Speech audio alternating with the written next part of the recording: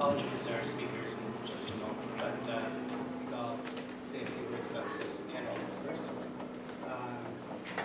So, drugs are in some ways the modern day equivalent of the magic potions of fairy tales and fantasy novels.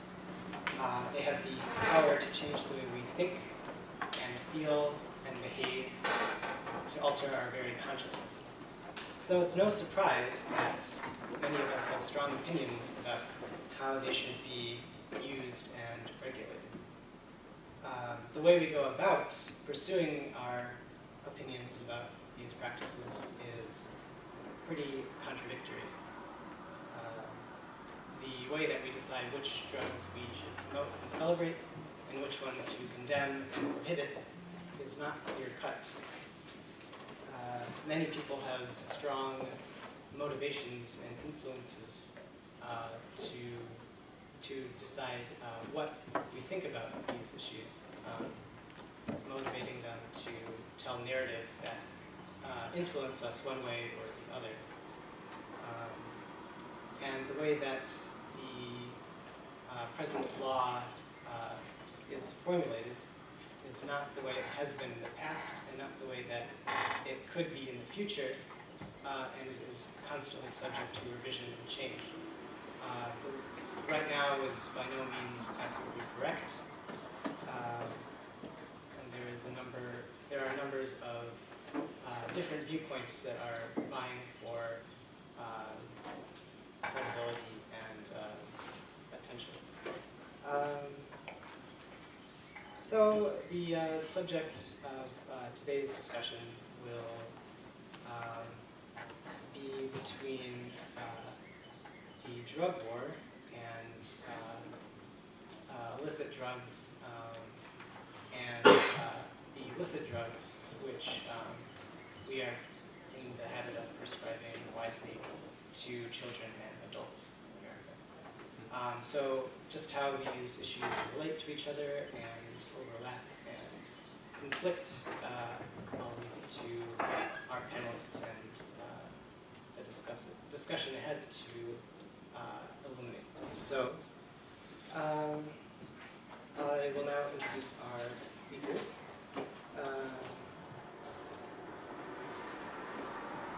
So sitting to stage left is Robert Foltz. He's a clinical psychologist and associate professor at the School of Professional Psychology. Prior to entering academia, he was a clinician and administrator in residential treatment centers working with the severely disturbed youth for over 15 years. He has multiple publications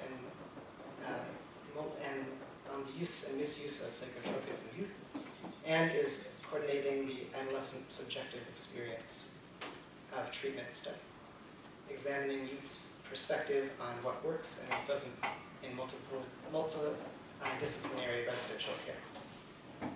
Next, we have Thomas Barrett, PhD, who is a psychologist, psychoanalyst, and professor and department chair of the clinical psyche at the Chicago School of Professional Psychology. From 2001 to 2010, he was associate professor and director of the Center for Psychoanalytic Child Development at Case Western Reserve University School of Medicine. From 1990 to 2010, he directed the Hannah Perkins Center for Child Development in Cleveland, a therapeutic preschool, mental health clinic, and training center that treated children with the use of psychopharmaceuticals. Without use. Very important. Excuse me. Very important. Jay Stevens is a poet, historian, and journalist with a special interest in states of consciousness. He is the author of Storming Heaven, LSD and the American Dream, and co-author of Drumming at the Edge of Magic with Grateful Dead percussionist Mickey Hart and ethnomusicologist Frederick DeWitter. I'll now hand over the mic to Jay Stevens. All right.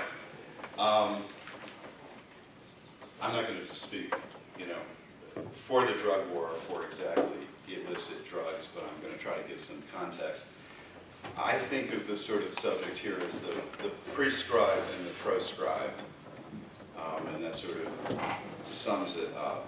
I'm also going to try to give what I might think of as a poetics of the topic, and, you know, in appreciation of the Freudians and the psychoanalytic movement, I'm going to try to come, you know, I'm not going to really do boots on the ground. I understand that you people will do very much that, but sort of be up there with the metaphysical drones and hitting some of the higher topics. But incidentally, the whole description of it came from the pagans, where they got it off the pagan websites to give talks for the pagans, and that's where special interest in states of consciousness and all of that.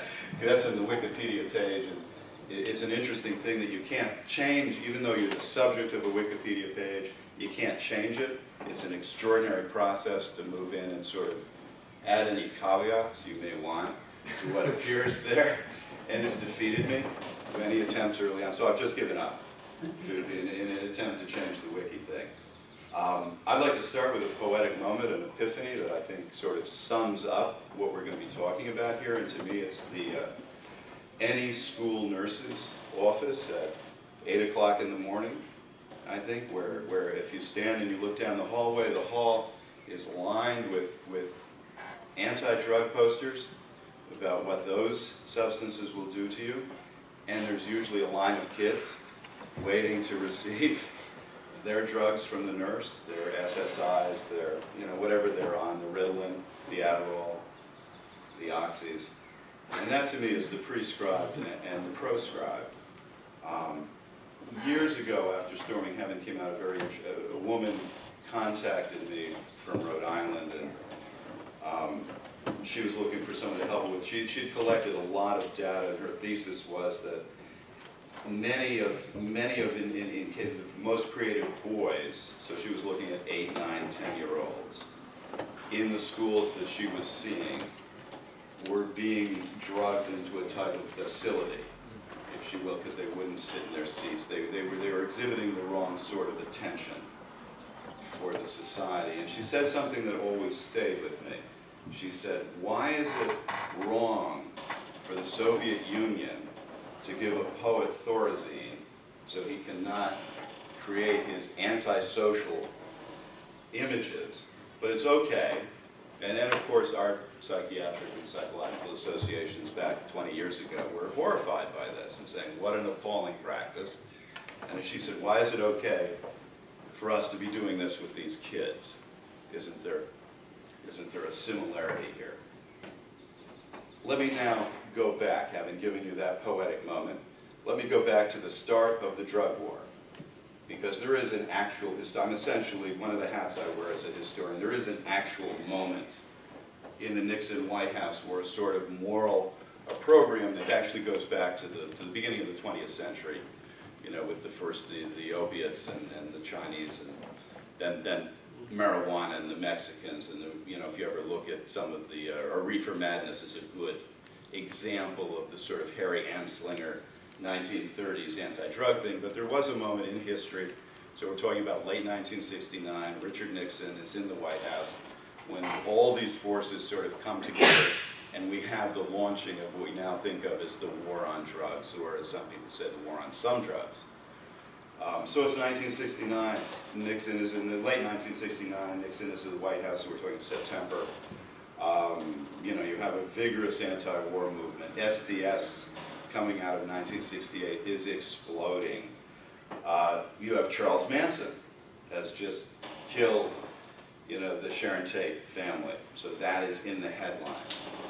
You have the Black Panthers that are at perhaps their most vibrant, and J. Edgar Hoover has said he's going to shut them down by the end of the year. Richard Nixon is always trying to get his message out. That was one of his things, and he has a lot of Hollywood producers in.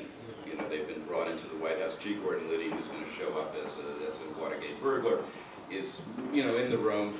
A number of other people that are part of the whole Watergate drama are in the room. And they're trying to get the Hollywood producers interested in the Nixon message. And what they discover is they really love drugs. The idea of the heroin addict, that thing, this actually has mileage. And from this little moment, the war on drugs will sort of take off and grow into this extraordinary. So I think if a Martian historian comes down in 200 or 300 years and looks at this period, this is going to be one of the real anomalous things. Why were billions and billions and billions of dollars, millions of people incarcerated? Why did this happen over really an argument about what states of consciousness are permissible, or as I'm going to say, what really molecular densities on the walls of your cells, and it's a body-wide system, not just in your head, are permissible. Now the important thing about this moment in the Nixon White House, really from what we're all three going to be talking about, is that money is released into the giant brick building that represents NIH and NIMH sitting out there in Bethesda, where they're saying, can you find us the point of action of any of these substances? Why is marijuana doing what it's doing? Cocaine, heroin, et cetera, et cetera. And Saul Snyder, who's up at Johns Hopkins, and his graduate student Candace Pert, discover the opiate receptor. This is the first receptor found in the brain. Okay, and this is the point where heroin is acting. And what's a receptor? A receptor is just a long string of amino acids. We're actually just a giant amino acid city, if you will, that sits on the walls of cells. And everyone has all these receptors, and everyone has different densities. You know, you may have 10,000, I may have only 5,000. It's why we have different propensities to experience these drugs, but a whole lot of other things, the whole lot of the sensing system. So, with the discovery of this receptor, a whole second nervous system is discovered. And basically, what they discovered, what they found is last time I looked, it was 86 of what they called messenger molecules. You know, the heroin going in is basically a messenger molecule, and it's hitting the receptor, moving in the body. And almost all of the drugs that we were talking about at the nurses thing, the posters on the wall and the ones that are handing out, are manipulating this system. And these messenger molecules, they have various names. They're hormones, peptides, factors. I mean, various disciplines all named them different things, but essentially they're carrying information, telling your body how to do things. They're making food digest. They're making, you know, new cells. They're also telling you how you feel about what the body is doing. So they're often referred to as the molecules of emotion. Candace Pert, who discovered the opiate receptor, that's her word for what these are doing. So you have an information body, if you will. And this war, from the war on drugs, is really about what information, if you want to look at that, is permissible. So I'd like you to think about some of what we're going to talk about as sort of almost not a censorship thing, but move it into that domain, where you're looking at information and you're looking at the long history that we have as a species of controlling information, and what information is permissible and what information can lead you to do. So that's really how I see the whole war on drugs, is really who's going to control these molecular densities, etc. That's really, I think, to this point, you know, what would be useful for me to say, and I think it'd be useful now to jump into your thing, and then let's bat it around, you know, rather than me going on and off onto my thing. So you're basically dealing with almost the legal psychotropics, what's come out of the corporate. So in some sense, we have two cartels. You have an illegal cartel, if you will, and a legal cartel. You know, and both are producing psychotropics that change molecular densities on the walls of cells and predispose you to certain informational body states. One the culture finds, you know, useful, and one they find completely non-useful, and so have gone to war with and imprisoned people, et cetera, and gather huge gallons of fluids to detect if you're doing it. So, gentlemen, let's bang it over to you, and then we'll pick this up. What I'm going to give us is a snapshot of the use of psychiatric medications in kids.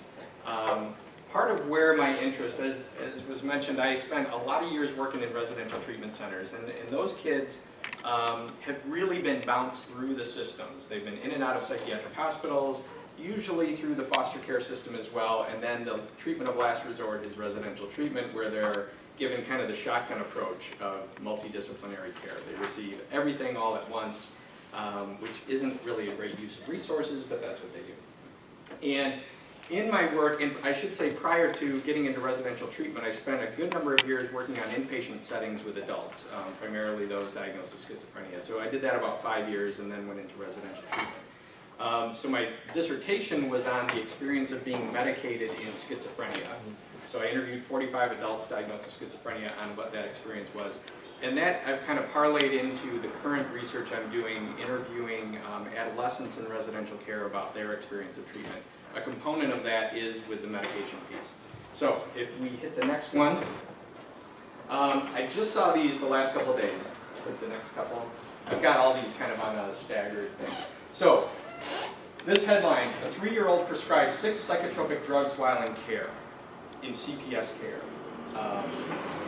6 psychiatric meds, and one of the medications they were prescribed was Risperdal, which is a pretty potent antipsychotic.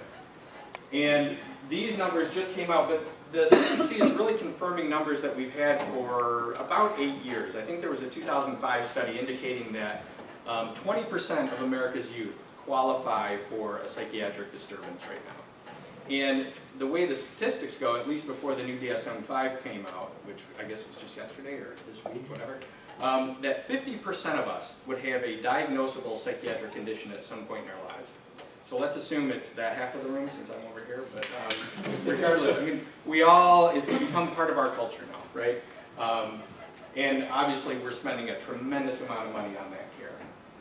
And I don't know how many of you are following this. The DSM-5 just came out, and with it they are making some significant changes. One of them is getting rid of the 5-axis diagnosis system, which is curious. I'm not quite sure why they're doing that. But now the National Institute of Mental Health is pushing back, saying, you know what, we're not big fans of the DSM-5. In fact, we're not fans of it because while it may offer reliability, you know, like when we talk about an ADHD kid, we kind of know what we're talking about. And I have to say, the reliability numbers, aside from autism and ADHD, the reliability numbers, inter-rater reliability, are incredibly poor for the DSM-4 in particular. It's actually gone down. Schizophrenia, for example, has gone down with each edition of the DSM, the reliability. But the National Institute of Mental Health says, great, it gives us reliability, it doesn't offer us validity. So they're challenging the DSM-5 on its lack of validity. Now think about the impact of that. We are giving people diagnoses all the time that aren't valid. They're not real things. They can't be demonstrated scientifically. But think of what their presence is in our society. Okay, we can hit the next one. And I should add too, the National Institute of Mental Health now is devoting considerable resources to their new project called the RDoC, the Research Domain Criteria. And in that, they're trying to gather data on genetics, molecular structures, neurochemistry, subjective experience, all sorts of different domains for different symptom clusters rather than disorders. So they're going to be looking at attention, for example, and looking at the continuum of attention on all those different domains rather than saying, let's study ADHD, because ADHD isn't really a real thing, but let's break it up into its components and study it that way. Actually, I think that pursuit of science is going to be pretty fruitful. Either it's going to tell us, oh look, we found something, or it's going to say, oh look, there's nothing to be found. And either way, it's going to be useful information. But over the years, I mean, especially when I was working in residential treatment, a lot of the people were believing in the use of psychiatric medications because of these assumptions, that there are chemical imbalances, that there's some brain abnormality that's been determined, or that these things are genetic, right? And now we know. Now, I'm a huge fan of neuroimaging, but we are still behind the 8 ball in trying to really find anything specific. My rule is always the universal and exclusive. So if an abnormality is found, in fact, I just was reading an oxytocin article for autism recently, and what they found were certain changes in the brain, but not across all kids with autism. So that's not universal. So they found some improvement, but not across all kids. And if it's not universal, then we still have a lot of questions to answer.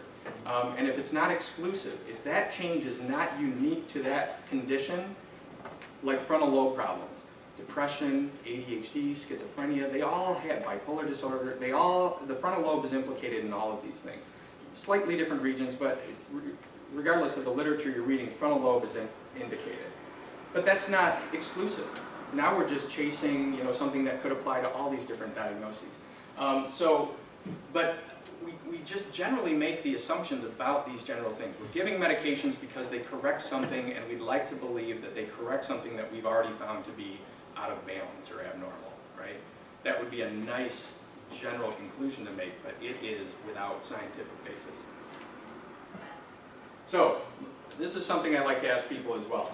What do we believe medications can do? And this is a great audience to ask this question to. What do we believe medications can do that relationships cannot do? Now, usually when that topic comes up, people resort to psychosis. But I'm guessing a good number of you are fans of Bert Karen's work, Gary Prouty's work possibly. There is some fascinating work on the treatment of psychosis without the use of medications. And I think it deserves tremendous consideration when we're thinking about our treatments. For example, the meta-guidelines for the treatment of schizophrenia just came out like 2 days ago. They were announced on Medscape. Now, the lead author on that is a guy named Stephen Stahl, who writes the, The Essential Fundamentals of Psychopharmacology. He writes this giant book. It comes out, a new edition every 2 years. But he's clearly going down a different road of study, right? He's probably never even heard of Bert Karen.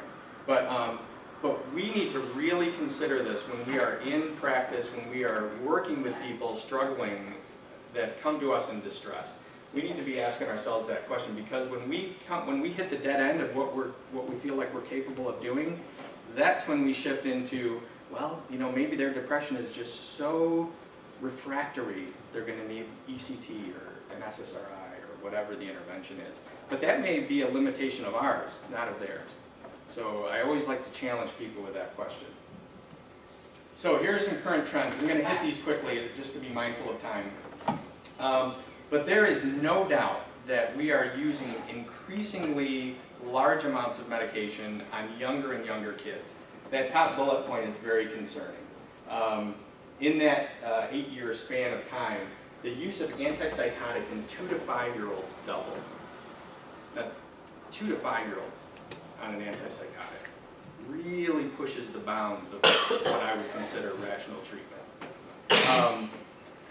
Obviously, we don't have an evidence base for that. And regarding the use of diagnoses, this came out in 2003, and it's a great analysis. The same could be true for most of these diagnoses with all the bullet points in our checklist of arriving at a diagnosis. There are 1,750 ways a child can look symptomatically using only the basic criteria for post-traumatic stress disorder. That is an impressive bit of analysis. And now, how many of you have heard of disruptive mood dysregulation disorder? DMDD, the next epidemic in children and adolescents? Really? Well, they're just renamed bipolar. Well, bipolar is still in there and applicable to youth, but they realized that this pediatric bipolar disorder was a disaster. It all started with Joseph Biederman, so it had a lot of clout behind it years ago, but it really did some damage. So now they went back to the drawing board and said, no, you know what, I think we've identified something else, and let's call it disruptive mood dysregulation disorder. So that's going to be our next epidemic. And if you read the criteria for this diagnosis, it's pretty embarrassing. I mean, it's like really inappropriate temper tantrums, but I would say, what is the appropriate temper tantrum? We usually, anyway. So this one's going to be pretty bad. And let me also add that the issue of trauma is still not adequately addressed in the DSM. I've got a dissertation student working right now, and the sample of, we're about at 85 kids we've interviewed so far. So it's a relatively small sample, but what she's pulling out of the data and what she's pulling from additional published literature is that there is no reliable way to differentiate pediatric bipolar disorder from trauma exposure. Now, the sample that we've got is extraordinarily traumatized. Kids in residential care, we're using the ACEs questionnaire, the Adverse Childhood Experiences questionnaire, and in the full study that was done by what's his name, Anda and Felidi, a group of people looked at over 17,000 adults, asking them, did this ever happen before the age of 18? 10 different areas of trauma. What they found in their 17,000 sample was that 12.5% of that sample had 4 or more ACEs. Now, in residential care, 60% have 4 or more ACEs. So, and what the implications of that, as you know, trauma is a bad thing, and it has implications psychologically, in terms of reckless behavior, physical health, mental health, substance abuse. All of those things are impacted.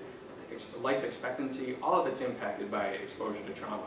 And the more trauma you have exposure to, it goes up exponentially. So it is a powerful force. But back to what we're considering disruptive behavior in youth, we've got a lot of questions to answer as well in terms of how are we assessing these kids? Are we just going down the checklist of a diagnosis? And then what assumptions do we make with that? We've concluded their pediatric bipolar disorder. The silver bullet is lithium or Depakote, or now the antipsychotics. But even the pragmatics, see, I feel myself getting on my soapbox. Even the Journal of Child and Adolescent Psychiatry's practice guidelines for the treatment of pediatric bipolar disorder recommends Depakote. Now, I have to say, to their credit, their guidelines came out before the study I'm about to talk about, but they recommend the use of Depakote in the treatment of pediatric bipolar disorder. Well, Stanford did a study a couple years after those guidelines came out and demonstrated Depakote is no better than placebo in the acute treatment of pediatric bipolar disorder. So they studied these kids, I think, for a month. No difference between that and a sugar pill, except when you look at the side effect profile. That is dramatic. Okay, we can go to the next one. Here are some more bullet points. For all of us, the use of antipsychotic drugs has gone up. You can keep hitting these. We'll just let everybody see them. As I mentioned, kids in foster care are increasingly medicated. That first one, the 3-year-old that was on 6 medications, they were in the foster care system. And Texas is notorious for overuse of medications. The use of multiple medications is also of great concern. And you know, I have to say, I work with some excellent psychiatrists. I'm also in private practice, and I have really teased out in my community, or in the neighboring communities as well, psychiatrists that I can rely on for a nice, thoughtful, conservative use of their intervention. Because I have tremendous respect for what they bring to the table, but I think we as a society place incredible pressure on them to do something. I was in a discussion panel, I think about a year ago, and we were talking about the treatment of psychosis. When somebody is floridly psychotic, it's scary, it's uncomfortable, it feels out of control. And psychiatrists are the ones in the position where everybody, they're at the top of that pyramid that everybody goes to and says, you better do something. So what do? They pull out the big guns of Haldol, Thorazine, Risperdal, Abilify, whatever it is, because it does something. It slows that person down. Now, does it really treat psychosis as the antipsychotic label would suggest? I got to tell you, in the study I did, again, 45 adults is not a huge study, but only one of them said their voices went away. Everybody else continued to hear their auditory hallucinations. They just didn't react to them as much. So it makes it comfortable for us, but they were still psychotic. So they aren't antipsychotics in that way. Now, I also have to say, I was working in state psychiatric hospitals, and in the continuum, those are probably the least responsive to treatments, right? But it is, again, what conclusions do we draw? Are they just the ones that can't be treated, or are treatments questionable? Okay. Okay. Just water through these. Oh yeah, I've just got a couple slides left. Increasing numbers of medications for kids. For example, how good is the American education system? Would we just say it's top of the heap? We know that's not true, right? 75% of the world's Ritalin is used in the United States. 75%. It fluctuates between 75 and 80%. A couple of European countries are starting to use it a bit more, but 75% of the world's Ritalin. That is it's ridiculous. And as you mentioned, referring back to the money aspect of this, look at these numbers. Billions upon billions of dollars are being spent every year on psychiatric medications. And I always like to ask a question about billions, because when we talk about the brain, it's got over 100 billion neurons, 500 plus billion glial cells. It's just an amazing thing. And we hear billions all the time when we're talking about finances and everything else. But what year was it a billion seconds ago? Just 1 billion. What year was it? Anybody guess?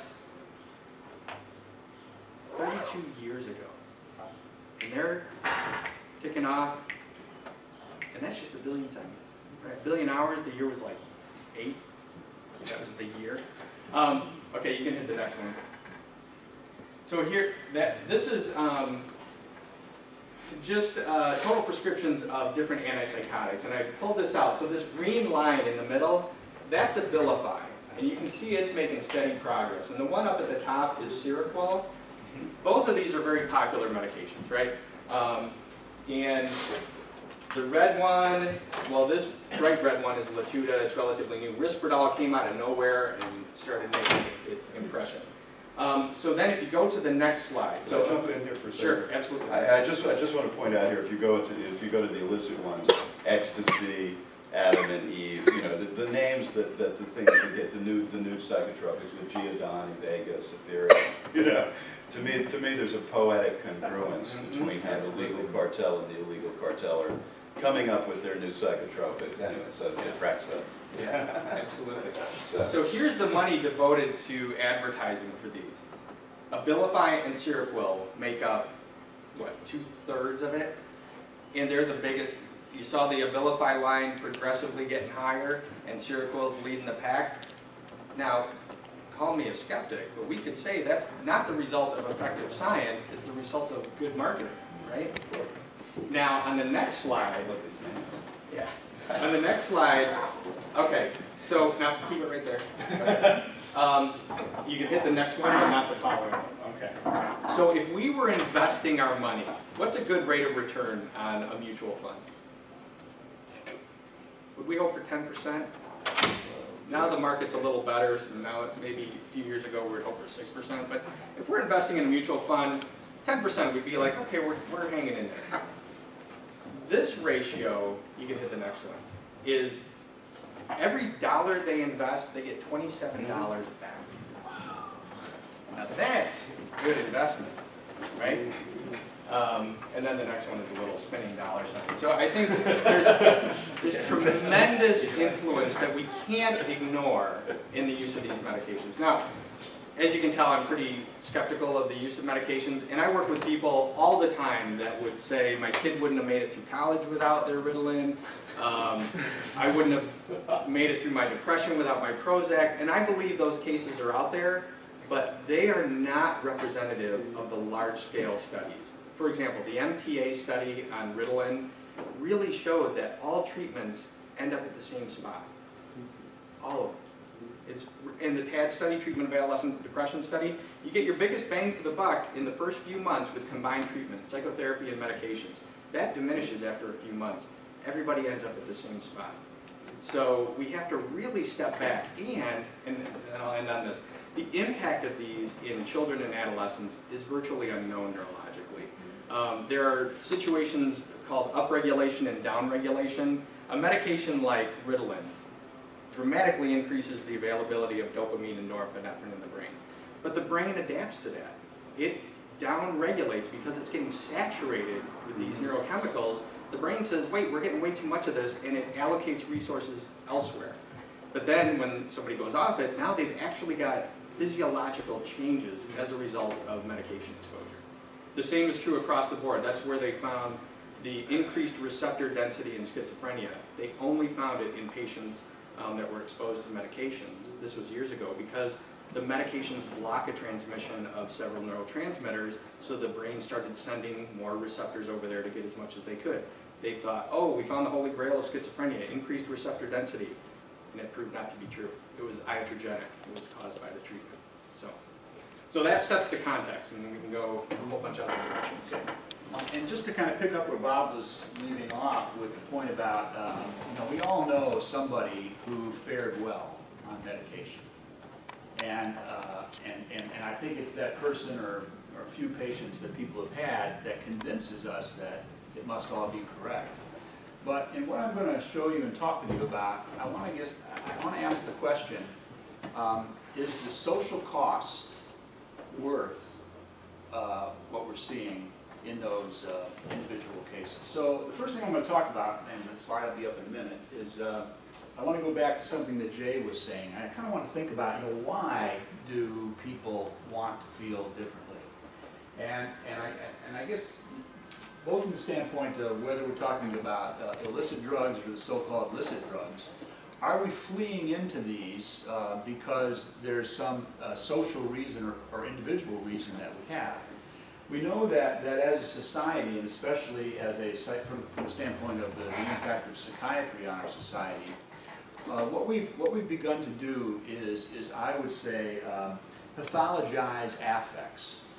So that, we have taken things like anxiety and depression that we used to think about as moods, and we've called them disorders. And we have also then even taken fear and worry on the one hand and sadness on the other, and we've called those anxiety and depression as well, just so that we can medicate them. What I would argue and suggest is that kind of in the midst of all of this, there's another affect or feeling experience that is an important one, and that is the ability to bear loneliness. And I would argue that it is a developmental accomplishment. It is a step in mastery as a human being to be able to bear loneliness. And I think that many people who flee into the medications, whether they be licit ones or illicit ones, are running away from this challenge of trying to bear these feelings. Let me jump in here for just a moment. So, what we're talking about here in both the prescribed and the proscribed is this almost metaphysical thing of normality. What is it? What is a social normality that we seem to be driving people into, or imprisoning them, incarcerating, or punishing them if they move outside it? So we almost have this mystical body that we're attempting to inculcate here, I think, in advanced industrial, in our crazy, complex, rhythmically driven, say, that we're calling normal. And you're dealing with it, you're saying, and you're looking at even 3-year-old kids now are being seen as somehow they're abnormal, and these giant transformations of their body chemistry being brought to them. So that's something we can get into. What is this thing that we're calling a normal body state? And is the DSM-3, 4, 5, 6, however this thing that came out of the military at the end of World War II, a reflection of, what normality is? And what society is willing to tolerate as well. Because even as clinicians, as we train those coming up, if we've, as a society, grown to be intolerant of anger or sadness or loneliness, that then goes to a more advanced or extreme condition, when in fact it's part of the human condition. It's one thing when adults make decisions to use recreational drugs or even to use psychiatric drugs. But I think some of the points, Bob, that you were making about what's happening to children, even infants and toddlers, is remarkable because of the inability to have any control over that from the perspective of the person that's involved. One thing I often tell my students is I ask them to speculate what is the subset of the culture that is most disproportionately medicated with antipsychotics. Anybody want to hazard a guess? Prisoners? Pardon me? Prisoners? Prisoners, yeah, probably, perhaps, but they're not the ones that are, they're right up there. But they too are ones without agency, right? Kids. Foster kids. Which type of foster kids? Boys. Which type of boys? Black. Right. Yeah. Adolescent African-American males are the most disproportionately medicated segment of this population when it comes to the use of antipsychotics. Sure. So, does that speak of racism as well? You might wonder. Or does it speak to the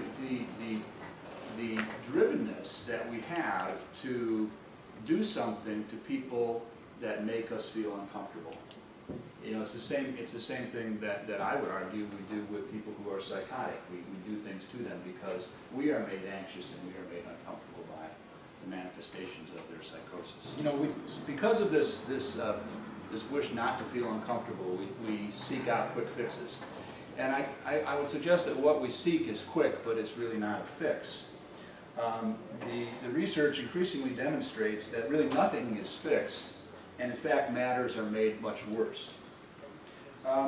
There's a slide that I prepared that talked about the soaring costs of psychiatric care. In 2001, the U.S. spent $85 billion on mental health services.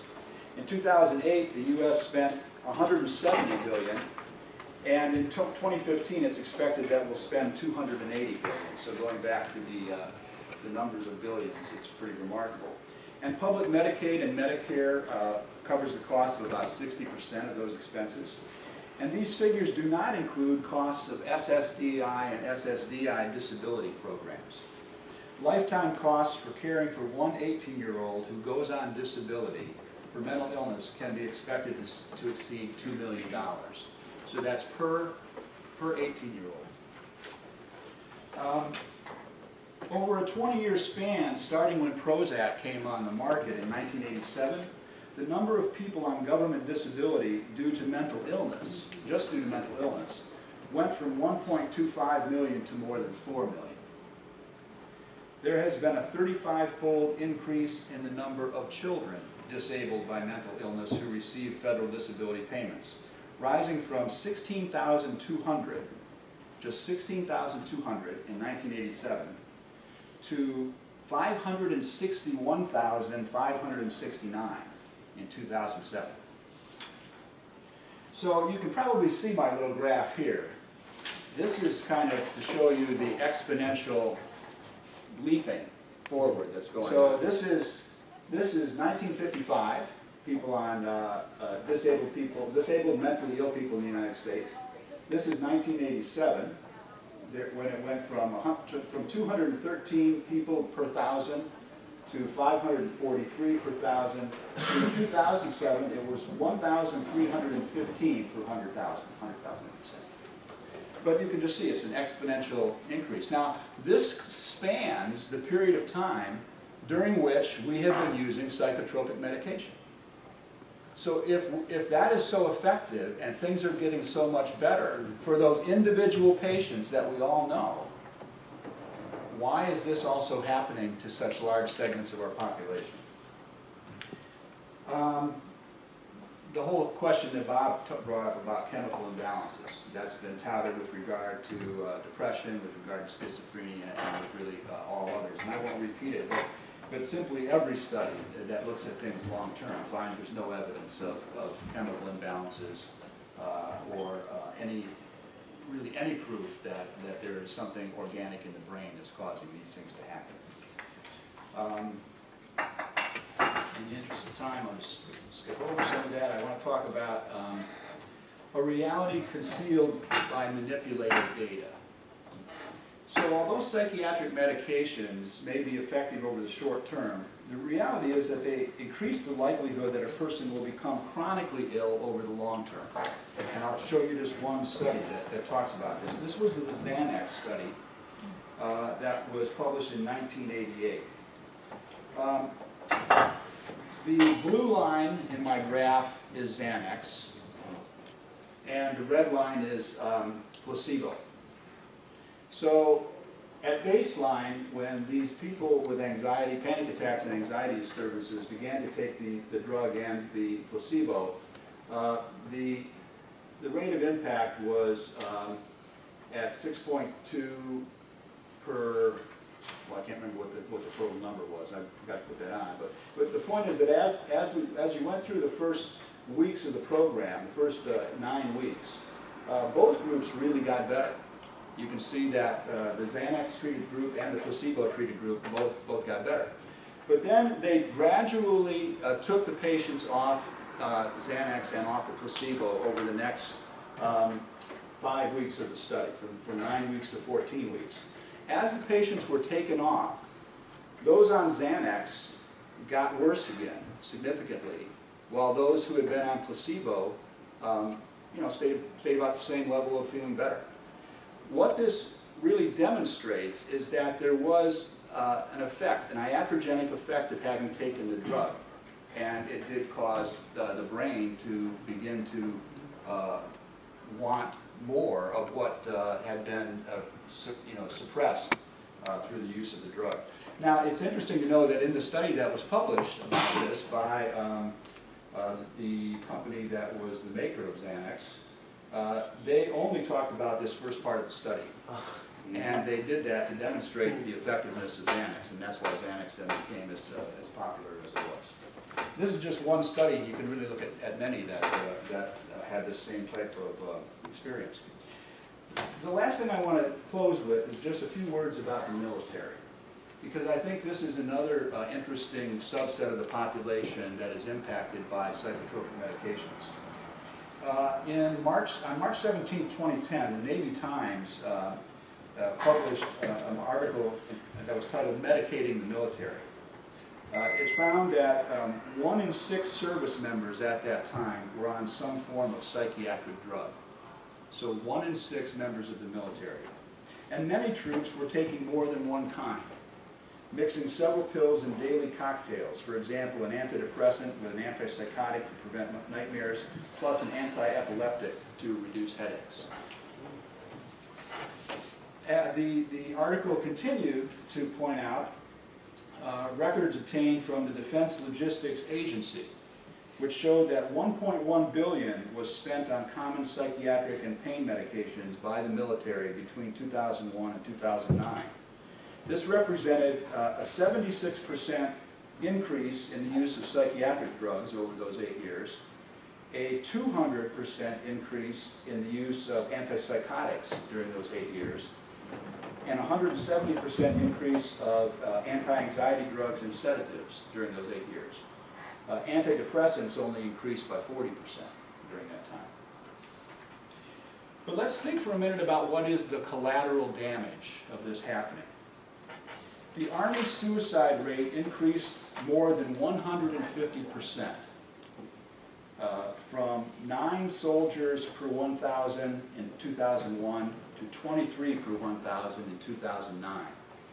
The Marine suicide rate increased about 50%, from 16.7 per 100,000 in 2001 to 24 per 100,000 Marines in 2009. Remarkably and interestingly, and I think sadly and importantly, the number of suicide deaths in the U.S. military surged to a record of 349 in 2012, which was more than the 295 Americans who died fighting in Afghanistan in that same year. So suicides became the main cause of death of persons in the military. Now, what wants to be said is that this is happening because the war and the war experiences that these people were in was somehow worse. But I think if you go back and you think about Vietnam, or you think about World War I, for example, especially, I think we'd have to say that's not necessarily so. And I think it really is worth asking ourselves, what is the impact of these soldiers being drugged to the degree to which they've been drugged in terms of what is happening in the military? There's a sizable portion of people committing suicide that were not exposed to combat. Right, exactly. Yeah, like 30%, I think. It's a big number. Yeah. So let me just close by going back to this point about an iatrogenic epidemic. You know, the term iatrogenic means of or relating to illness caused by medical examination or treatment.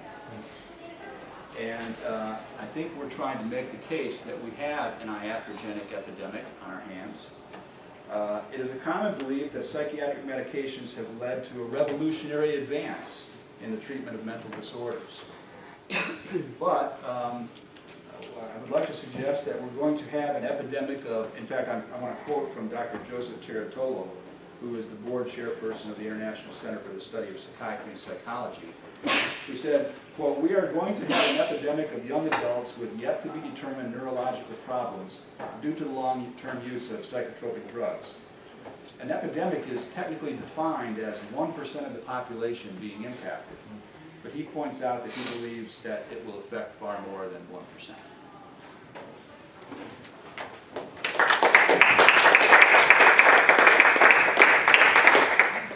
All right, let's turn it over to you guys. Just start talking if you have something to say. Let's not all let it.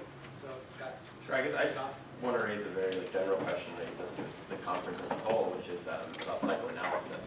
Psychoanalysis was founded as something like a talking cure, something different. So I just wondered if you guys wanted to offer general comments or address, or other people in the audience address how you think, like this medical epidemic relates to psychoanalysis, whether psychoanalysis is something that's always held another viewpoint, if it's something that can, help. Yeah, these are can jump in on their side. But look, you've got a body system of we're talking about a system that's taking information to the cells, and we've discovered we can manipulate it. Talking does that too. I mean, you can have somebody says they love you, or let me give a good example. You walk into a party and you see somebody you haven't seen for a while, right? And you're really excited to see them. Well, for me, it'd be like fear and wanting to flee from them. Well, that's what you're really excited to see them. You don't want to flee from them. You're really excited to see them, and you go, wow, it's great to see you, and they just brush right by you, right? And your excitement and joy, which you're feeling, that's a genuine emotion. These are your emotions, and in some sense, these are the molecules of emotion that we're talking about manipulating when we talk about receptors and all of that, and these ligands that you either have in your body. These things only work because they're manipulating a body system, either enhancing it or diminishing it, often in very crude ways. I mean, oftentimes they're just blocking a door, saying, hey, the body system can't get in the door anymore. But anyways, you're filled with excitement, and they rush by you and you're filled with anger. You almost go 180 degrees. These are intense body states, that have just been generated. No drug has generated them. You've generated them, right? So the talking cure, yeah. You can create, I mean, not as powerfully. I mean, certainly these are powerful substances that are, if you have an orgasm, you're lighting your endorphin system up pretty significantly. If you shoot heroin, you're going that significantly more. I mean, you're maxing out, you're tweaking the level way up. Which would you rather do? Well, I can answer that. Unfortunately, what they discover on heroin or any of that is you're tweaking your system way up. You'll never get that high again. I mean, the heroin addict or any of that is always, it's always a diminishing return. But that's how all peak experiences work, though. All peak experiences. So what is it about the orgasm that it's not exactly a peak experience? You're always looking for the peak experience, perhaps, because you go back, it's usually pretty much the same. That's my experience. I don't want to speak for anyone else. But, gentlemen. I would just add, I think psychotherapy in general and psychoanalysis takes a really heavy hit on this. I think it's another, I would say fatality. Maybe that's too strong of a word, but it's been impacted dramatically by these incredible healthcare costs. So as a clinician that takes insurance, I'm on the phone every few months with insurance companies to justify more sessions. And that then, there's a ripple effect in society that expects big results quicker. Oh my gosh, 9 months of therapy, I don't have time for that. And I think that's a cultural piece, but I think it's also supported by just the financial structures that are imposed on us. I have colleagues that don't use diagnoses, they don't take insurance, but I think in that way they also kind of pigeonhole themselves into not working with certain people that really need this level of care. I've always loved working with the more severely troubled people, and it's hard for them to get care without funding in place, unless they're getting pro bono services, and there just aren't enough of those out there. So I think in general psychotherapy, we need to really go back and re-examine our values around that, because I'm probably being too fatalistic about it, but I think we have to fight to keep it in its existence, because there are a lot of forces working against us. Yeah, as you see, this whole discussion is rimmed around with politics and economics. You're looking at both the legal cartel and the illegal cartel. You're generating hundreds of billions of dollars of profits. and they said, you know, you have profit margins like you can't believe. You know, these are powerful things that, you know, that are driving the whole discussion, really. You know, I mean, you know, you have to get reimbursed by your insurance company, you have to have a DSM diagnosis, you know, and so it's the whole circle of things that, you know, that move it away from the sort of philosophical discussion we might have. I mean, you know, what is loneliness? You know, how does one treat that? What is, you know, what is the search for ecstasy? You know, do you use illegitimate means, if you want to use it that, or whatever, to get it? But, you know, driving this whole discussion are just powerful economic forces that, you know, that have corrupted science in some sense, as you're saying. The discussion we just heard was the discussion of science being corrupted in some sense by the corporate agenda. Well, one of the other things that gets said, as I'm sure all of us know, is that it's not practical to think that we could make talking therapy available to everyone who needs it, because they couldn't afford it and we don't have enough clinicians and so on and so forth. So that's an argument that gets made to support the use of psychopharmaceuticals. But I hope that what we've tried to at least get you interested in, if not convinced of, is that there are such remarkable consequences of the use of psychopharmaceuticals that I would argue that it really begs what's more cost effective in the long term. Because the cost that our society is going to have to bear for these remarkable increases in the persons on disability over the course of the next several decades, that's going to be borne by all of us. I made sure that you knew that we worked without medications when I was at Hannah Perkins with the children we worked with there. And I would just like to say a little bit about that. These were children who were in therapeutic school, and many of them were where we worked with their parents on their behalf therapeutically. As they got older, some of these children went into therapy and many into psychoanalysis. These children, their diagnoses would have placed them on pervasive developmental disorder, autistic spectrum disorder, and a whole range of other developmental interferences. But we never prescribed medications. And more than 95% of the children who left our preschool and kindergarten went on to regular classrooms in public schools or private schools without medication treatments. So it's possible to work in relationship-based therapies without medication and have effects. But it's challenging to try to convince parents and even to convince insurance companies that that's possible. I would add, related to that, when I was working in residential care, I've heard it's recently changed a little bit, but when I was working in residential, we could not keep a child placed in care if they were not on medication. Because I was always championing, come on, let's reduce these, come on, they're on 5 meds, let's reduce them, blah, blah, blah. But if we got to a point of them being ready to go off their medications, the funding source would say, well, then they don't need residential care. And my thinking is residential care would be, that's the perfect place to do that kind of work, because they're surrounded by relationships. It's a very safe environment, and if they're going to get impulsive and aggressive off their medications, let it happen there. At least everyone, you know, there are enough resources there. But yeah, we would get nailed by the funding source. Well then discharge them if they're not ready, or if they're coming off their meds. There's something really ironic about that, because right now in the state of Illinois, if you are on Medicaid and you have more than 4 medicines, you have to get sort of basically your doctor to fill out a special form to get approval, which in my line of work means that a lot of people decide, you know what, it's not worth it to go to the doctor and try and get that. So they say, skip it, I'll just miss my Risperdal, my blood pressure medicine, whatever. Wow. Yeah.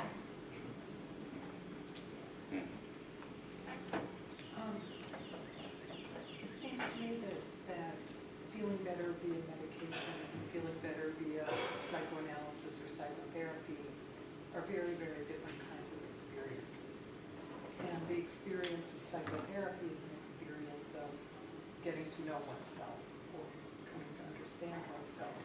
And that there's a whole implication of, you know, these aren't just equivalent ways of feeling better or different modes of arriving at some point of feeling better. They're very, very different kinds of life experiences, and they sort of set a particular kind of trajectory for the way somebody understands and experiences their life. And I think, you know, it seems to me Oh, I'd have to, absolutely, yeah. I think that has to be part. I think in some sense, the medical intervention, these drug interventions we have are extremely crude.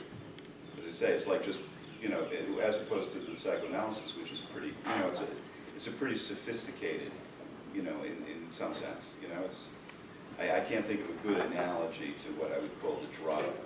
You know, I'll think of one as I think here, how, you know, sort of simple it is to like get the effect it wants. What would be a good, as opposed to, oh, I don't know, maybe it's dieting. Maybe it's dieting and then just going and having the operation that removes the, you know? I mean, in the course of dieting, you learn, oh, there's a whole kind of self-discipline, and there's a time that passes, and you know, you're involved with There's sort of, a sense of mastery. yeah, a sense of mastery. All this stuff is coming in there, as opposed to if you just go to, you know, one of the things where they shrink your stomach, you know? And I think the risk that comes with it when somebody's achieving being content with their life through analysis or psychotherapy versus taking Prozac and then just kind of relinquishing the stress to the pill. People come to the conclusion, or could come to the conclusion, that feeling okay on Prozac is the way I'm supposed to feel, when there are dramatic qualitative differences by doing it through therapy versus the medication. Yeah. So, but then we are, as a society, I just started working with a woman who, marital problems, started taking Prozac, and or Zoloft in fact, and she feels like, well, you know, it feels better now, maybe I'll just hang in there, when in fact all the marital problems still exist, but she's now just, she's become tolerant, more tolerant of them, instead of activated to make a change, or to get her spouse to make a change. So, Go ahead. Yeah, I don't know if you need an analogy. It seems to me that when you medicate something, you're just simply suppressing the pain. Mm-hmm. And you black out a lot of other things at the same time. If you're in a position to relieve the pressure of conflictual circumstances, then you feel more alive and you're growing towards something completely different. So, Yeah, you know, it's shut up and sit down over here, and so on, and the other one is go someplace. I think that also involves the meaning we place on symptoms. Yes. Because your comment made me think of what I've heard before of using medications is like taking the batteries out of a smoke detector. Like the smoke detector exists to provide warning, and if we see symptoms as those indicators of warning, but there are a lot of people that don't. You know, they see it as a misfiring of the limbic system, or, you know. I also wonder how much the drug companies and the whole zeitgeist of our current system has to do with the fact that even though you could show that all kinds of psychological and human interventions, much lesser even than full psychoanalysis, but maybe coming from psychoanalysis in a way of psychoanalytic principles, you could show that it really, in the long run, the short run, here, there, and so on, is going to be cheaper, but it doesn't make a profit. It's not something you can sell. So, on the one hand, you have people who want to make a killing in the drug market and so on, and in the, you know, whatever they can sell, and then on the other hand, you have the health debt, the costs of the health system, and the two are not put together. I mean, a lot of what the pressure is coming from the fact that corporations want to make money. That's what I'm wondering about. Yeah, if you put those two the numbers whole thing. together, I wonder what you would find. I think what you're speaking to as well is this whole climate of evidence-based care that we've been in for years now, and your numbers reveal that despite our evidence-based treatments and all the rigor of science that we've thrown at them, our outcomes are not necessarily better. Now, when you look at these even psychotherapy strategies, which are very difficult to measure in the first place, analysis being one of them, right? I mean, to quantify analysis, it's tough.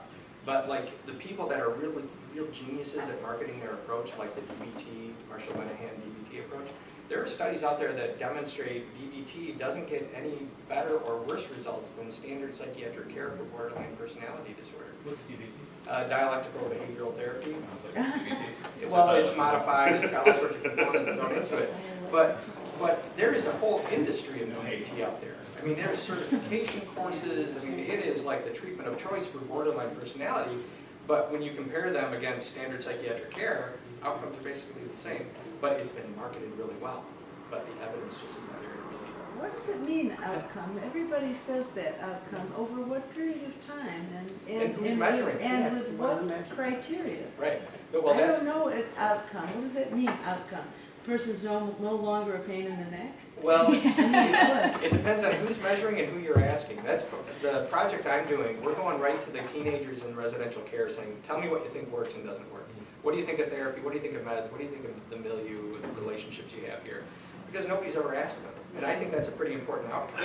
So, but it depends on, you know, if you're using the brief psychiatric rating scale for symptom response, if you're using the PANS, the positive and negative symptom scale for medication studies.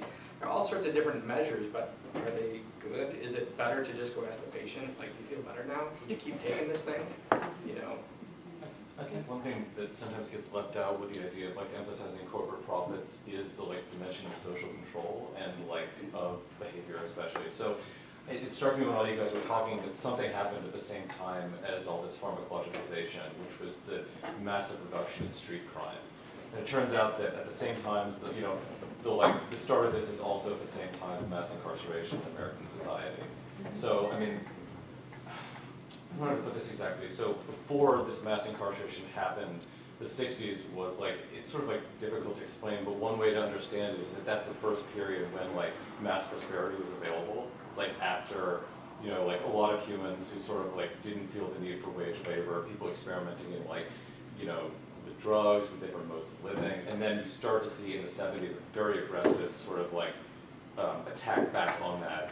And I wonder, given that there seems to be some sort of movement away from this model of social control, you know, like the decriminalization of marijuana is one good example, is there something that the, like,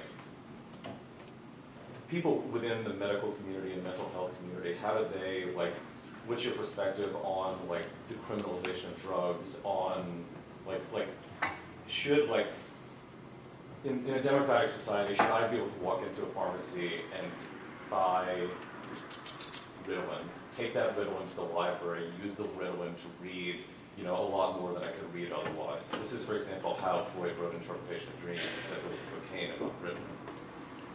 Well, you know, Tim Leary said there was the fifth freedom, the freedom to control your own nervous system.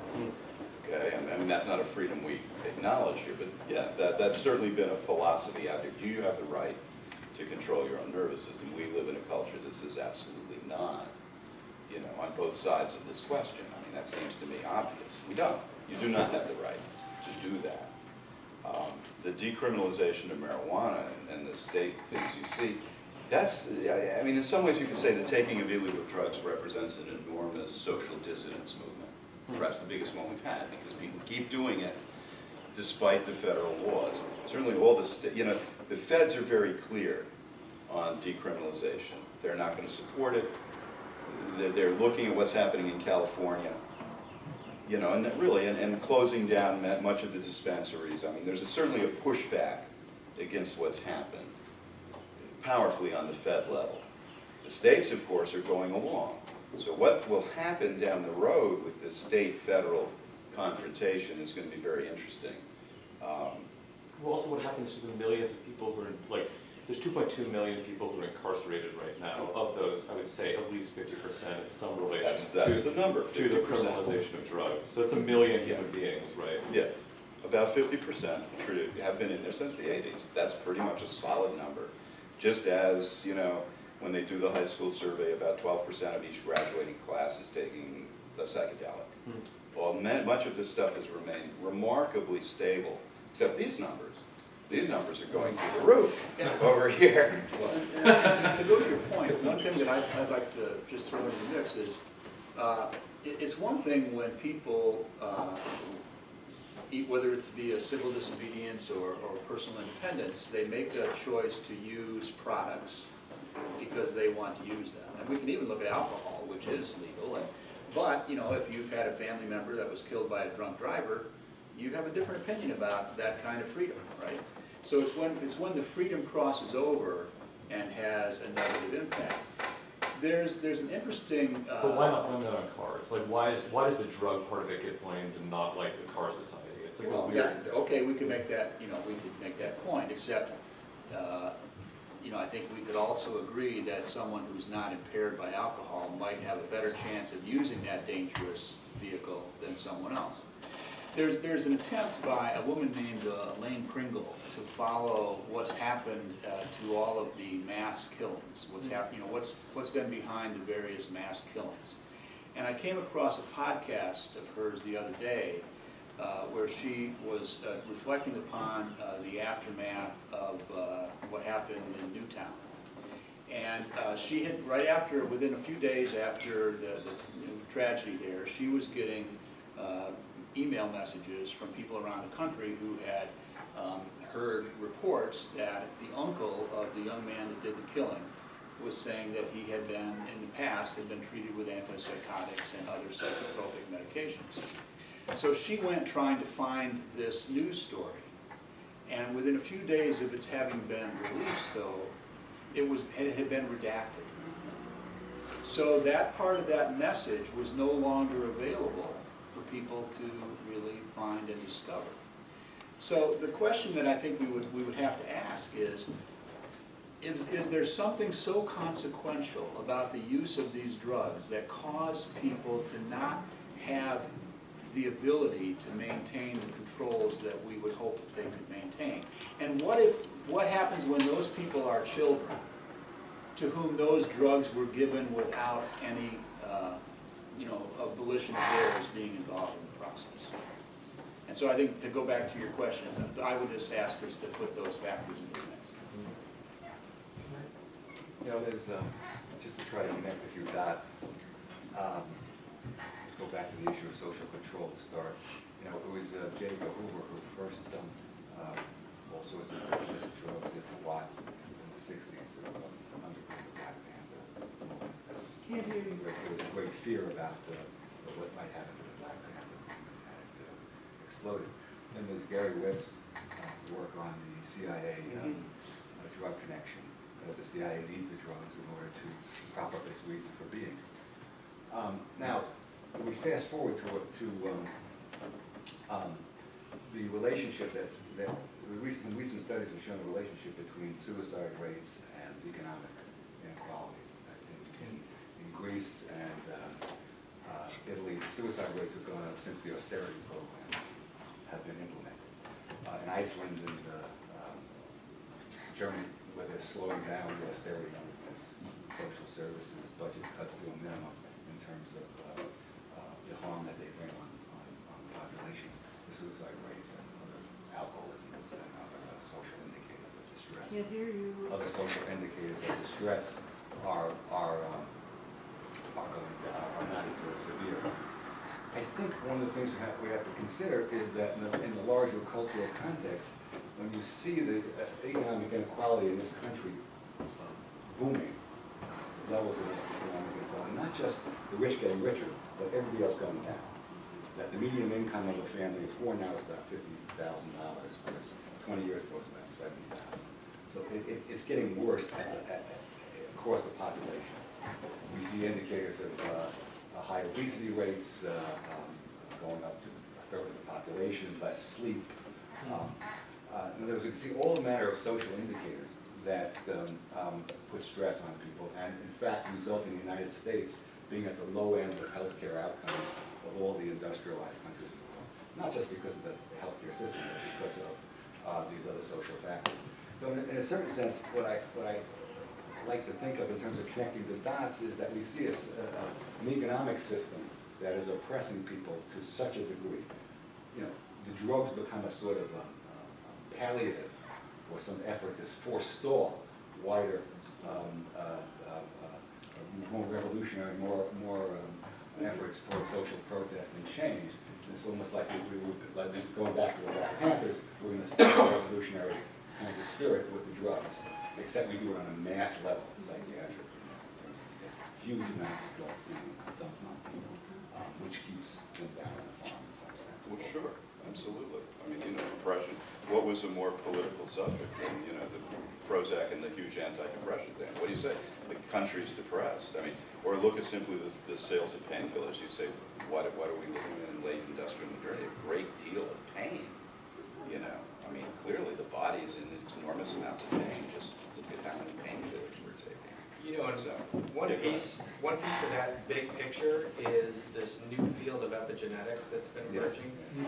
There's a study an article from 2012 that talked about the impact of SSRIs, and one little column of the article talked about the epigenetic influence. An example of this being African American women that take SSRIs, their male children have a higher likelihood of two very specific aggressive types of cancer. But that, you know, when Prozac came out, nobody knew that. Epigenetics wasn't even known back then, and it's barely known now. But it's these, and dietary issues, I mean, when we look culturally at what we put in our bodies, medications or food or whatever, the impact, and these epigenetic changes can last up to 4 generations. So you tip that domino, and you've got all sorts of consequences that we don't even know about yet. The irony, of course, is if you take any of these older drugs that have been tested over generations, you know, if you smoke marijuana, you actually know, you know, the situation more than these things, which in some sense we're beta testing them. They're beta testing them on us, and what you're saying, we're going to discover the thing. So much better to take a magic mushroom, which, you know, the Indians in Mexico have taken for hundreds of generations, than perhaps an SSRI. Which they're using now as a treatment for spiritual, they're using mushrooms for spiritual distress or spiritual discontent. Do they have a great name for this, I hope? Like Yeah. disruptive dysfunction? No, not everyone. No, I Which just is kind of funny about the disruptive thing. Over on the internet side, of course, you want to be a disruptor. You know, this is the thing, I'm a disruptive technology. That's become a word of choice, you know, among the angel investors, of course. Are you a disruptive technology like Facebook? You know, yes, you know, whereas over here, if you're disruptive. Anyway, go ahead. So my question would be, like, given the depth of the problem and the connection of the kind of social control of like their life to the most sinister occurrence of social control in the 20th century, it's like, you know, the death camps. What could possibly be done to like address this like just absolutely, you know, unthinkable extension of social control? I mean, Jay, you seem to suggest that illicit drug use has like a moment that could have deeper political meaning that could be organized around as like kind of demand against this like level of depth of control. But I mean, what do you guys think could actually be done to address this epidemic? Wow. Yeah. I don't, you know. We have about 30 more minutes. We have about 30 more minutes. Wow. Take it away. I gotta go to the bathroom. It's a relief, isn't it? Get back, gentlemen. I don't know, what do you think, Mike? Well, I mean, I'm interested in, well, I'm sort of skeptical, I guess, of the perspective that, like, I do think that there is, like I said, I think it is important to recognize the continuities of this kind of control with, like, the more overt, more sinister forms of control of social life that we've recognized in the past. Like, however, I do think that, I am skeptical of the possibility of, like, organizing something like emancipatory politics around, like, drug use illicit. Yeah, so, I mean, Why would you be, like, it's the number one thing that people care about. It's like, it is the social cause. Like, that's what people are organizing for now. I mean, it's, why be skeptical of what happens? I mean, what are they organizing? Are they actually organizing around, like, I mean, the significance that's in it is, like, not something. Not having police in your house. What? Organizing. Like, the freedom to, like, sell and, like, buy certain drugs is, like, it registers. It's like, whether you don't like, I mean, it may not be your cause, but it is something that has a registration, right? Sure, it has like a registration with people. The question is the depth of registration in connection with the kind of problem that's being drawn out. I think that's, I mean, the thing that strikes me is the relation of this, especially with children, is the relation to problems with education. Like, so Freud has a line where he says, yeah, like, obviously we can't psychoanalyze everybody. What we can do is psychoanalyze teachers. And teachers basically work with everyone. Like, it seems like if these problems would be addressed, like, you know, education would have to be a major factor. Well, Go ahead. well, I was just thinking about it in terms of points of entry. I think is a useful framework, like education. And I hate to put more burden on teachers because they're at the front lines of everything. But in terms of intervening when kids are exposed to trauma, I think the more we do of that as early as possible, we're going to get better results. But when you look at points of entry, one example would be Illinois considering prescription privileges for psychologists. Now, that's one point of entry. It's only going, I doubt it, I actually hope it doesn't get approved, but I doubt it will. But there are a lot of people that are big advocates of this, in part because they say, look, psychologists would be more conservative, they wouldn't medicate as much. And I would say that's probably true for this generation of psychologists that would get to prescribe. But 20 years from now, we'd be like mini psychiatrists. I mean, it's still like, I want to be a real doctor type of thing. So, so I think looking at points of entry, because if that gets approved in Illinois, that's going to jettison even more psychiatric drug use. But if you pick whatever agenda item you're looking at, like identification and intervention, there are a lot of different ways to get to that point. You've got to look at the system and figure out the best points, and then be loud and be proud about it. Get noisy, and that's something that society doesn't tolerate well either. So. But you're talking about, when you're talking about organizing, explain more when you say organize around. I mean, it seems like the depth of the problem would require basically like a wholesale revision of the most basic structures of our social system. Is that all? Well, this is what we're, Good luck, how are you gonna go? and it's exactly. And so yeah, I'm sort of a historian of the 60s, as I've known, which was kind of the last moment that you had that feeling, and it was brought up over here, the leisure society, and I came along just to hear the echoes of that in the 70s, when it was disappearing fast. 72, 73 is whenever wages went dead in the water. Wow, we are so far past that, since 2001, and in terms of the ability of any of us to be involved in social action. I mean, my son is involved in Occupy, and I tell him, I say, look, you got to assume every second or third one is an agent. I mean, when I was talking about 1969, the moment the drug war was going, that's also the moment about 20 or 30,000 counterinsurgency agents moved into the underground. People say, what happened to the 60s? This is a piece that's never known. Operation Chaos, COINTELPRO. Everybody's heard those words. I remember talking to a TV producer, and I was saying, oh man, the greatest counterinsurgency operation in the 20th century happened here. And he said, what? He was getting very excited. And I said, COINTELPRO, Chaos. And he said, oh yeah, right. And I said, no, open up those folders. There's nothing in there, right? Just those words. I mean, they're empty folders, but what was actually in there is the greatest counterinsurgency operation in the 20th century, which kind of you know nothing about. It disappeared. But anyways, huge amounts of energy went in to disrupt that. Today, it's all kind of wired in. I mean, it would be so easy. It's like J. Edgar Hoover, you brought up Hoover. We're living in J. Edgar Hoover's wet dream. I mean, good But Lord. also his nightmare. I mean, the surveillance state has this, it has, on one hand, yeah, the internet is, as everyone knows, a massive surveillance state. Everything you do anywhere is But it has another side. by 15 different parties. But it also enables communication at a speed that's literally faster, and it goes both ways, right? Yes. I don't know if it can be said to be like a surveillance state or just about to be the start of socialism. But it's the other side. Everything is moving in a polarity.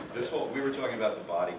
Every one of these systems in the body has its counter, and you're always looking for, the body wants homeostasis, which is why we've gotten involved with a lot of as you say, we overload one system and changes start happening because you're messing with, so even the internet, surveillance state, but there's enormous revolutionary potential.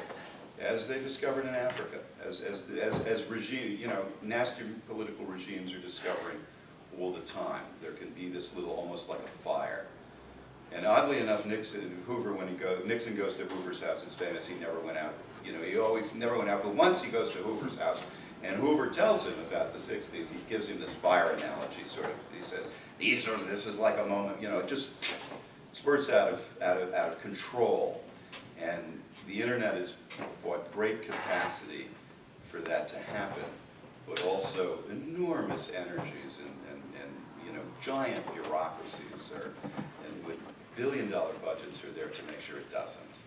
I think a couple of our audience. Yeah. Do you have a comment about that? Well, I think that maybe. Well, I want to say I feel that there's a certain sense of fear and maybe even paranoia kind of ramping up in the room here about medication, and I'm going to guess, I'm not going to take a poll, but I'll guess that no one in this room has ever been coerce them to taking psychotropic medications. Yes? When I was a I mean, kid, what do you consider coercion? my parents forced me to take a, Adderall. Didn't work though. I like it now. Well, it's not the gulag anyway for adults. I do prescribe to children. I'm sorry that happened to you. More prescriptions are written by non-psychiatrists than by psychiatrists, but people who are trained to treat children for whatever problems they have. I think I can speak for most child psychiatrists that it's done in a partnership where the child, needs to be able to discuss their subjective distress, what they, let's go to the fire alarm, the smoke alarm thing. The other end of that analogy is that the smoke alarm is going off, it's not just beeping, it's screaming like a siren inside your head.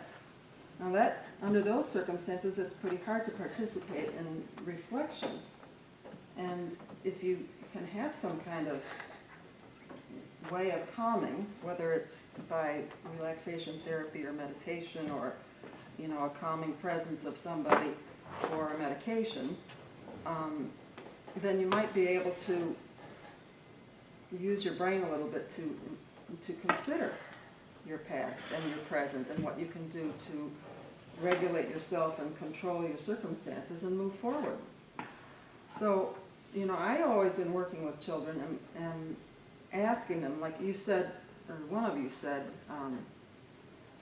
that you're doing a study where you ask the kids. Well, of course we ask the kids. What do you need? Do you want to stop banging your head into the wall? I work in a residential treatment center. I work in a couple of other residential treatment centers.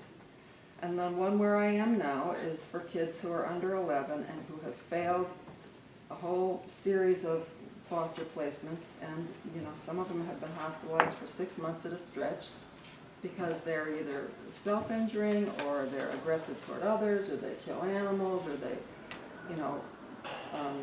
they do things that are not safe and they're not really socially appropriate. And it's not just a matter of being hyperactive. It's a matter of being, not able to function. So I always work with kids in terms of figuring out, balancing the benefits and the side effects. And I try to teach them. It's like if you have $5 in your hand, which would you rather have? That, the candy bar, or would you rather have your $5? You got to trade. And if the medication is going to make you feel drowsy, or if it's going to make you feel nervous, or if it's going to make you not be able to sleep, or is it going to make you only sleep, well, that might not be as good as whatever you're going to get out of it. But, they have to start to think from the very earliest time about taking some responsibility, especially these kids who are in foster care, because they're not going to have a consistent caregiver. Although, I'm just going to say one more thing about that. Children in foster care in Illinois are, their psychotropic medications are intensely supervised, managed, regulated, and, I can't prescribe anything for them without submitting a request and then having it, battered back and forth. Well, why do you want this and not that? And, have you checked this blood test? And have you checked their height and weight? And have you checked their blood pressure? And no, you can't give that. So, all right, and lastly, in my residential treatment center, most commonly kids are coming out of a hospital stay. Hospital stays are only for emergencies nowadays, and so the doctors in the hospitals put them on one thing and then another thing and another thing, and sometimes they'll put them on 4 or 5 things in one, at the moment of admission. It used to be you'd put them on a little something and work your way along and see if that works after a couple of weeks. And you'd never make a change within a couple of weeks. But now nobody's in the hospital for more than a few days, so they start with a lot of medicines, and my task when they come out is to taper that off. get it all down to, you know, ideally nothing, and reassess how they are at baseline before they go to their next placement. So, Thank you. Now that some levity has been added to this conversation, let me tell you a little bit of history here that most of you probably don't know. And that is when I started in this field in the late 40s and early 50s, what was psychiatry like and what was medicine like in those days? Well, if you ever went into, well, first of all, we had no drugs. The first psychotropic drug, we had phenobarbital and we had bromides. That's about all that we had. If you went into a psychiatric hospital at that time in America, we had a population of 130 million people. We had 500,000 people in mental institutions. Today, with a population of 300 million people, we have 100,000 people in mental institutions. Result of the drugs. And what happened when the drugs came out in the 50s, 56 was Thorazine, I think. And when did Eleville come in? Eleville came out much later, came out in the 60s. The first drugs to come out with the psychotropic was Thorazine, was the first one. And so the government stepped in and they saw, boy, we got a deal here. We can get these people out of the mental institutions. They're the devil in this whole thing. It's not the psychiatrist, it's not the psychologist, it's not psychotherapy, it's not drugs. It's the government that created this whole monster that we're now dealing with. Because they decided that they're going to clean out the mental institutions, which they did.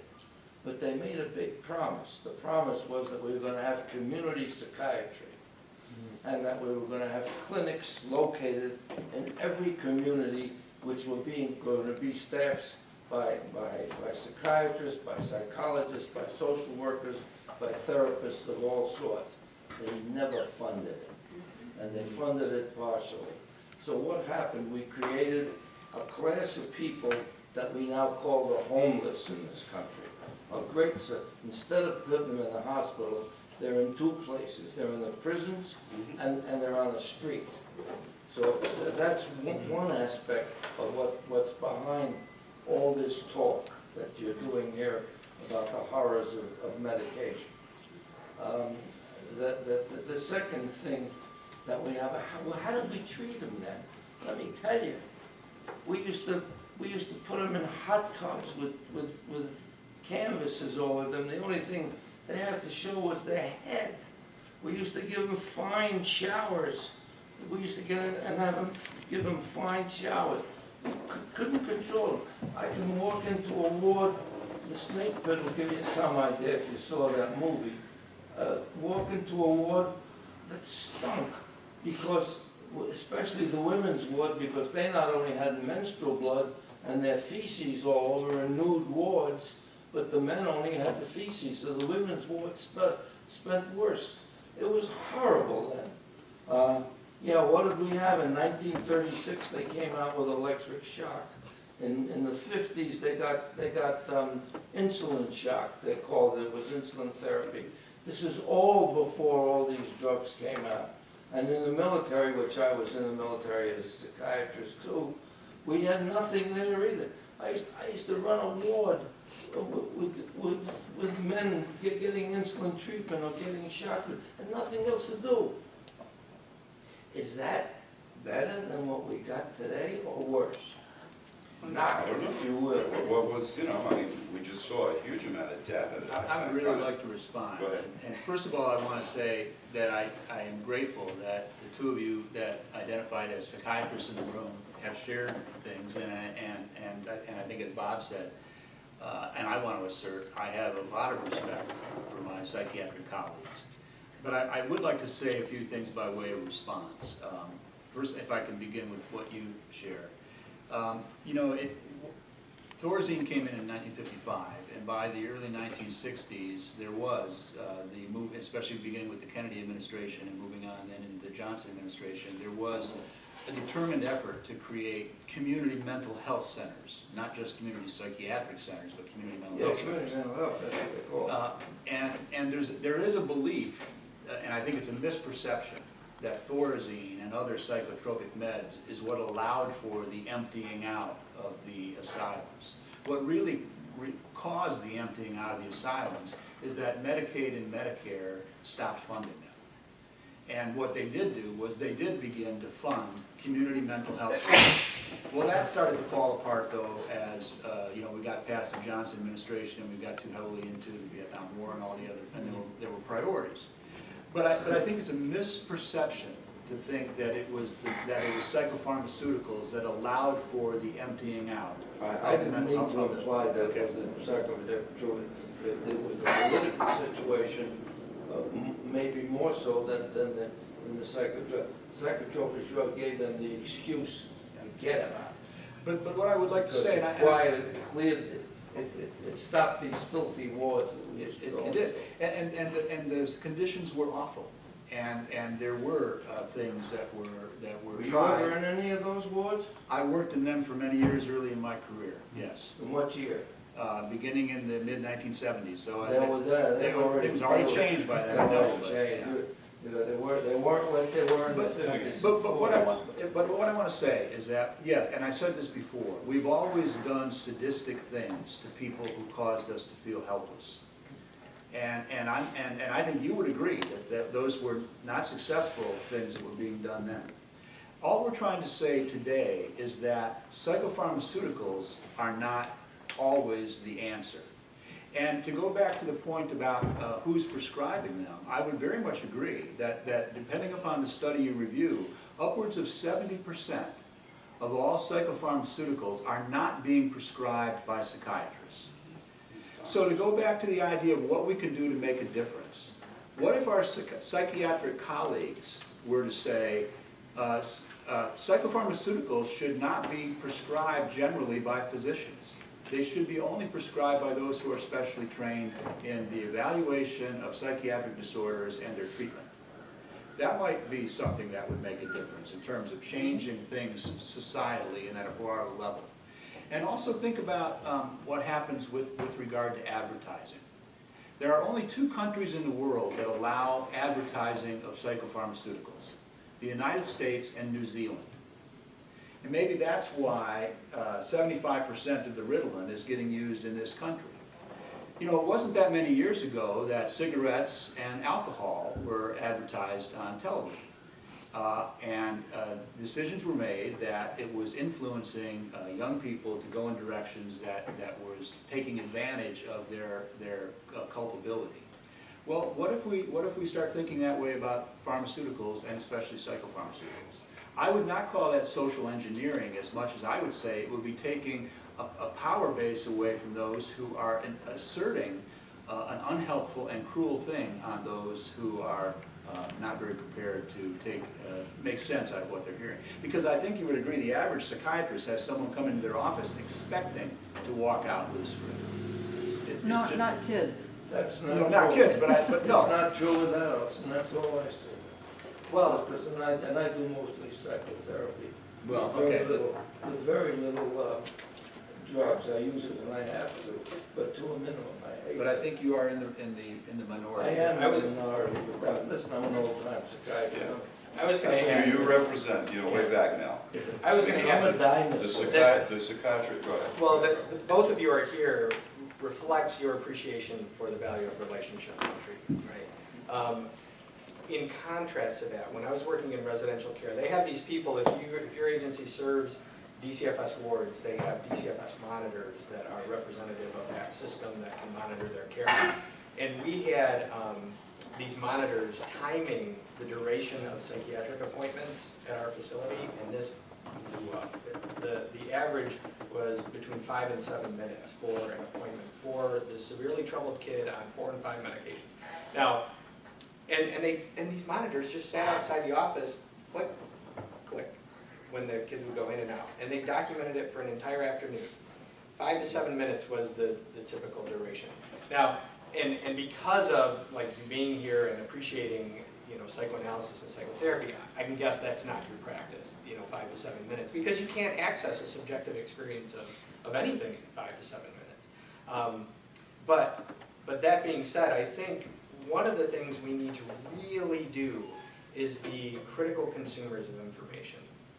We are inundated with literature, regardless of what discipline we choose to study. We are just saturated with this stuff. And on the heels of talking about the history of intervening with severely troubled people, there's a great book called Mad in America by Robert Whittaker. One of the interventions that we used historically was called a swinging chair, where they would rotate people so violently that they would vomit and defecate on themselves. And in the professional journals of that time, they would document it as an effective treatment. They would talk about the physiological changes, and here's why this treatment is effective. And fear of the chair itself is what makes it effective. And they would try and quantify it, and all of this great. They tried to make it scientific, so people would see it and like, oh my gosh, I can't believe how effective this is. Let's start using it in our facility. And we're kind of in that era all the time of evidence-based care. A new study comes out that demonstrates DBT is a great intervention. We jump on that bandwagon. And we need to step back and really critically evaluate the information that we're inundated with. So a couple questions. So first of all, it may not be actually in the end that sociologically significant, the licit and illicit distinction, insofar as we have the two cartels, but I still am wondering why it exists. Like why, some people can make 27% returns, and some people 2,700. Sorry, 2,700% returns. That's right. And others are, locked up for, the duration of their lives, or at least, big chunks of them, and unable to get jobs, and basically their lives are ruined because they had some pot in their backpack or something. Like why this distinction in the way our society works? And then the other question I have is.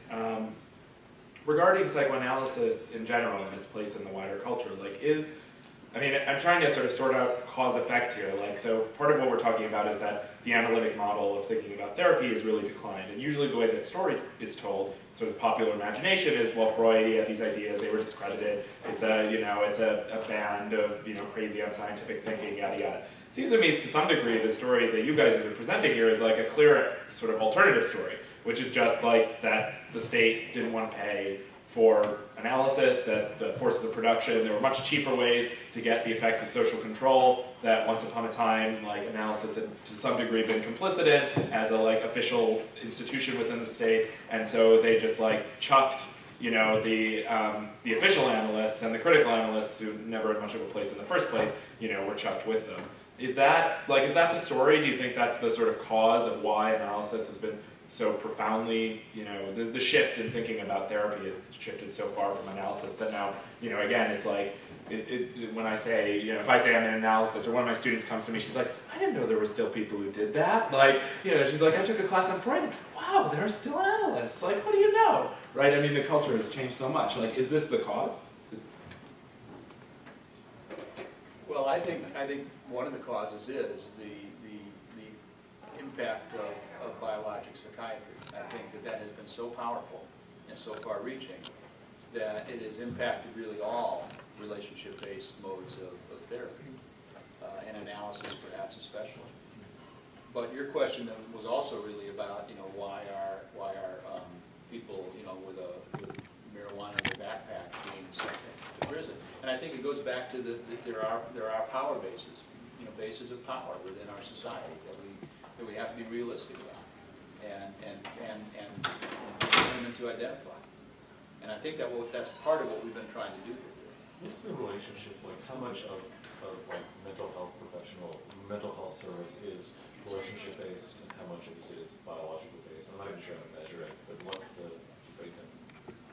In terms of all recipients of services? Yeah. I don't know. I'm not sure about that. I guess I would say that the number who are treated with just medications must far outstrip the number of those who are even treated with medications and therapy, and certainly far outstrips the percentage. If you think that the vast majority of patients are being seen by social workers, psychologists, none, and general practitioners, and general medical people, and very few are being seen by psychiatrists in terms of the overall percentage. If that's what you want to know, that I could tell. No, but actually, the amount of money now spent in terms of the budget of mental health is more spent on drugs than on outpatient therapy. Yeah. But I would also think that it depends on what system, about 5 minutes. I think it depends on what system of care you're looking at as well, and depending on what state. And I know, for example, in Illinois, I've supervised some students who are working at facilities that if a child is on medications, they have to be attending their psychotherapy sessions. And like was mentioned, the work that Dr. Naylor and his team is doing at UIC, they're in charge of monitoring the prescription patterns of psychiatric meds for kids in residential care. So that system isn't in place in many states. So there are certain controls that Illinois has that other states may not have, or other communities may not have, that may be exclusive to Chicago. But I was hoping Jake could answer my question now, sorry. Well, a couple of things. You know, right after World War II, there were two great industrial complexes created, the military-industrial complex, that we all sort of know, and the medical one. And in some sense, they move in lockstep. And what Mel was talking about was you can't take the government out of it. You can't take this increasing institutionalization and rationalization and outcomes, and and capitalism, profit. So that has moved over the last 60 years. And in some sense, when the Cold War ended and the military-industrial complex disappeared, everyone was shocked to see that the medical-industrial complex, if you will, was actually bigger. It was by some, I think, by about 1.5. The second thing as to why the pot and the backpackers and all of that. In some ways, you're looking at interest in bad bodies and identifying them, taboo time. I mean, it used to be when I know there were books written about. There's a real curious, the Nuremberg laws of the 30s, which was, you might say, an attempt to. Matter of fact, you could say a lot of the abnormalities of the 20th century was actually an attempt to come up with normality. You could see the Nazis as an attempt to come up with a normal German body, and they excluded all of the abnormal ones. And High Times used to do this a lot back in the 90s. They would have the little page saying, look at the Nuremberg laws and look at the drug laws. You can't teach, you can't have housing, they're seizing your property, on and on and on. And there was a very disturbing congruence between a lot of the points. But not really, when we're involved in taboo, when we're involved in sort of a demonization, it's a process that goes back thousands of years on how you do it. The association of the word dirty comes in and all kinds of things. So, yeah, the illegal drug users have fallen into that category, or certainly the marijuana ones in some sense. And, it gets more difficult because then you have the inner city blacks. There's almost a different agenda for them, So there's a number of agendas that have attached themselves to, let's say, the war on drugs. But it all goes back to, I think, identifying bad bodies and attempting to move people into a state of normality that we never talk about. It's the mystical body that in some sense is out in front of us like an attractor that's pulling us towards it. And I think, so we feel that we can live in this hyper-dimensional, complex, industrial world that we're in. And I think a lot of the agendas, we're not conscious of them. We only see them when we look back. And we say, oh, look at that. Forgive me, I came in late, but did you discuss the issue of, is there a professional standard for deciding, you talk about chemical imbalances a lot with psychiatric drugs. Is there a professional standard where you determine whether someone will benefit by drugs versus psychotherapy or a combination of both, or is it just guesswork? Guesswork. It's just guesswork. So there is no, one can't really prove a chemical imbalance. Can I say one thing about prescribing to children, related to that? I also curious about children because I started seeing some psychs before I was adolescent. Do they use the same standards? Do they still have the MMPI and all those? Well, could we get this one question first? Yeah. Well, I was a public school art teacher for 16 years, and for the past 5 years I've worked in teen lockups in Massachusetts, and high security lockups for teens ages 11 through 20. In Illinois, you still lock them up as young as 10. And what I want to say about public school teachers and public school art teachers, music teachers, librarians, are the people who see every kid in the school. So they're the ones that the doctor wants to make sure gets the form. And we are asked weekly, sometimes daily, to fill out a form. I could be, on my way to pick up my kid from soccer. I could be really hungry and only have 5 minutes to prepare for my next class. And I'm asked to fill out a form about this kid's behavior. There's nothing on there that says this is going to determine whether or not Ben is going to be prescribed Adderall, right? There's nothing on there. It just says, does he pick his nose a lot? Does he, masturbate in class? Does he, what are his drawings like? And it is an enormous burden for school teachers who have no education in it whatsoever. We are not trained in it. We're not, and now I'm teaching a course called Special Education in Art Education, where I'm trying to teach pre-service art teachers about this, which I'd like you to speak to my class about. But so is there a standard? I don't prescribe medicine, and I'm a teacher, but there's a lot of information that's gathered outside of the realm of, quote, psychiatric and psychoanalytic expertise. A lot of information. So I think the question is, where does that come from? I have a lot more to say as a visual culture teacher about the role of the FCC and the role of government.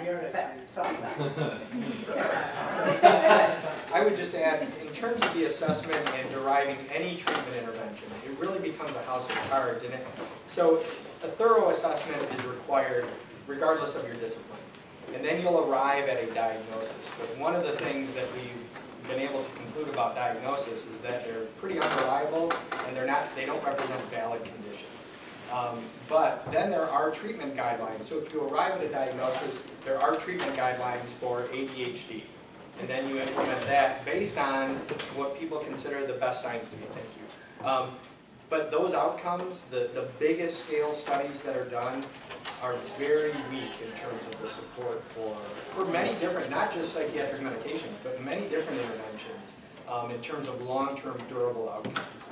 We as a field of mental health have a long way to go before we get robust, reliable outcomes across disciplines. Well, thank you very much. This is very